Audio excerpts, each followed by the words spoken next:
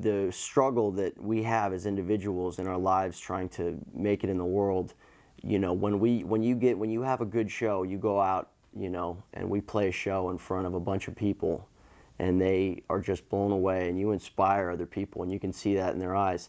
That makes it worth, you know, all the times of, you know, struggling in this business, and the frustration and the, you know, not knowing what's going to happen. I mean, that's playing a show and connecting with the audience and connecting with the band. I mean, it's something that you can't even describe in words. I mean, it's a spiritual thing, and it's like a high that you can't. I mean, it's unbelievable. And with this band, you know, more than anything, I mean, there's so much positive energy in this band, and it comes through every night, and there's no egos, and everybody wants the other person to shine, and that makes it so unique.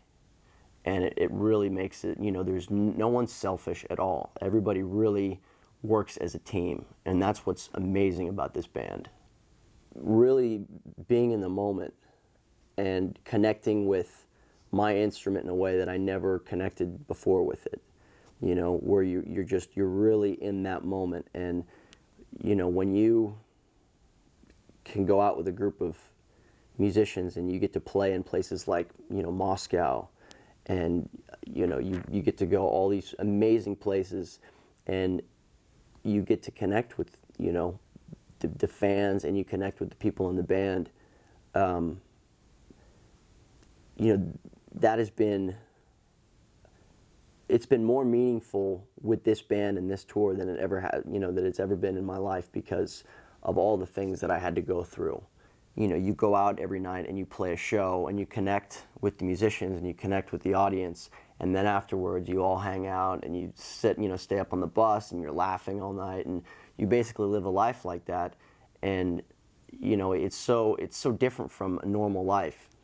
You know, like normal kind of things that most people do, getting up and going to work every day. I mean, we get to do what we love doing and have fun and meet people and have fans and laugh and have a good time and see cool places and play challenging music, and everybody gets to really express themselves on their instrument. And that's such a unique thing in a band, because, you know, most musical situations in the rock world, you know, it's not like that. We've had some show, you know, like playing in Moscow, you know, and you just have these people who don't normally get to see shows like that, you know, and just to see how crazy they were going and how, you know, appreciative they were of it all. And you're just up there playing, and you're like, wow, I'm in Russia right now playing a show. You know, it's amazing.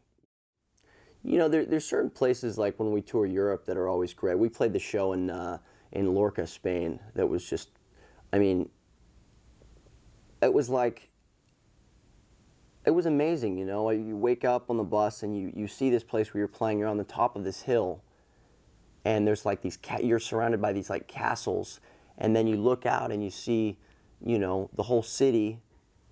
And, you know, like I'll go running in the day, and I was just running around where the castles were on the mountain, looking out and just going, oh my God, this is amazing. You know, and then we play the show and the sun's coming down and you can see, you know, you're outside, and that's one of those things where it's just like, man, you have to, you know, it's almost like a dream. I mean, you have to pinch yourself and really realize, wow, this is where I'm at right now. Another place in Spain where we're like right next to the beach, you know, and it's like you walk down to the beach. For me, I'll go down and kind of clear my head before I play, and you're just looking out into the ocean, and you're getting into a, you know, that zone, and you know, you're just looking out there in the sea, and you're just saying, wow, you know, this is where I'm at right now, you know. I'll try to get into a zone that's where I get really focused, and I try to get to a higher place, you know, not to get all spiritual or whatever, but I like to do, it's almost like a sort of praying where, you know, I'm really trying to, I guess you could say, be filled with the Spirit, and that, you know, you go out there and you just have this natural flow. And for me, it's important because I'm totally OCD, ADD, anxiety ridden, freaked out. You know, I mean, I'm a mess a lot of the time, and that's for me. I have to try to get into this zone of, you know, this peaceful zone of really letting the spirit be filled in me, because, you know, as weird as it sounds, it's one of those things that helps me a lot, because, yeah, I mean, I'm just kind of one of those crazy maniacal drummers. I guess I fit the personality of a drummer. You know, I need to have a bottom bunk, and I have to watch DVDs in order to go to sleep. It's kind of like my little, everybody has these little rituals and these routines that they do. And, you know, and then I have to have, you know, chocolate, because chocolate's very important. But chocolate can be a bad thing, because we did we were in, I think it was France, and, you know, I always eat chocolate when I go to bed at night while I'm watching a DVD in my bunk. And I was eating the chocolate, and sometimes, you know, I'll just fall asleep. And the bunk's just not that much room, so I'll have the chocolate over here. And so one night, you know, the AC stopped working, and it was really hot. And I fell asleep, and the chocolate was right next to me. Well, of course, the chocolate gets moved around. So I wake up at 9 in the morning, and I say, something feels weird. And then I look, and the whole chocolate bar has melted on the bed and onto my stomach. And I'm thinking, oh, wow. And then I get out of the bunk, and, you know, Steve's like, what's that? You know, I went to the bathroom, and then there's these brown spots in the bathroom.